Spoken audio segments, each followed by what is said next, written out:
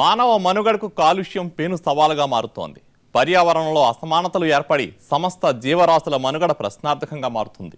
ఇప్పుడు ప్రపంచం మొత్తం ఎదుర్కొంటున్న ముఖ్య సమస్యలలో కాలుష్యం ప్రధానాంశంగా మారింది. ఈ కాలుష్య మహమ్మారి దెబ్బకు అనేక జీవరాశులు ఉనికిని కోల్పోతున్నాయి. ముఖ్యంగా నగరాల్లో ఈ కాలుష్యం దెబ్బకు అనేక మంది రోగాల బారిన పడుతున్నారు.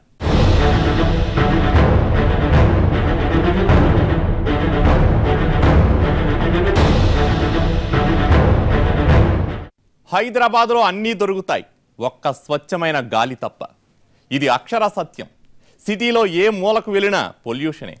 పెరుగుతున్న జనాభా, అంతే వేగంగా విస్తరిస్తున్న వాహన వినియోగం ప్రజలను మామూలుగా బతకనివ్వడం లేదు. వెరసి గ్రేటర్ హైదరాబాద్ వాసులు కాలుష్య భూతంలో చిక్కుకుని బతుకుబండి లాగిస్తున్నారు.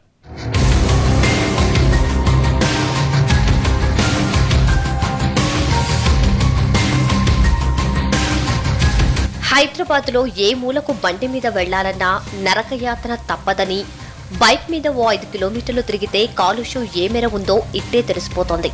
ఈ కాలుష్యం దెబ్బకు మనం కుదేలు కావాల్సిందే.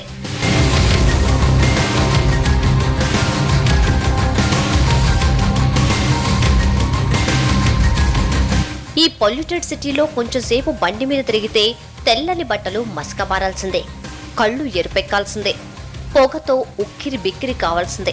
ఇది గ్రేటర్ హైదరాబాద్లో కాలుష్యం మహమ్మారి తడాఖా. నగరంలో పెరిగిన కాలుష్యాన్ని అగ్నికి ఆజ్యం తోడైనట్లు వాహనాలు వదిలే పొగ, పరిశ్రమల నుంచి వెలువడే వాయువులు, ఇతర వ్యర్థాలతో నగరం మొత్తం కాలుష్యమయమైంది.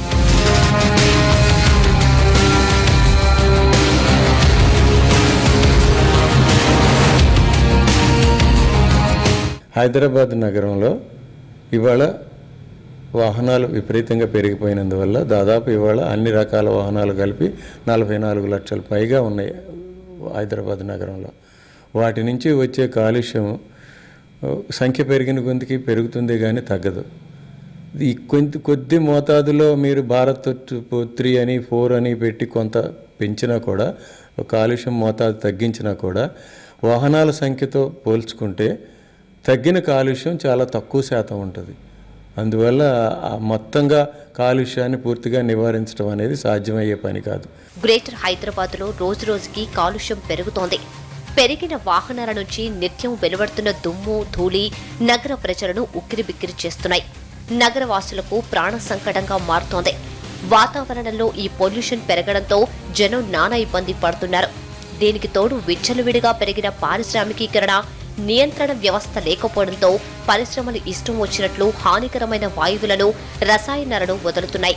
కాలుష్య కారకాలతో పాటు హానికర వ్యర్థాలను చెరువుల్లో కలిపేస్తున్నాయి కంపెనీలు.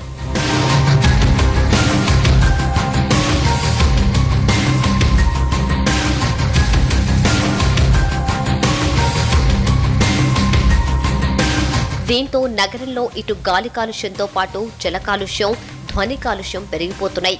సగటు జీవి గడప దాటాలంటేనే భయపడుతున్నాడు. ఈ కాలుష్యం వల్ల భూమి రోజురోజుకు వేడెక్కుతోంది, భూతాపం పెరిగిపోతోంది. దీంతో మొత్తం జీవరాశి ఉనికినే ప్రశ్నార్థకంగా మారుతోంది.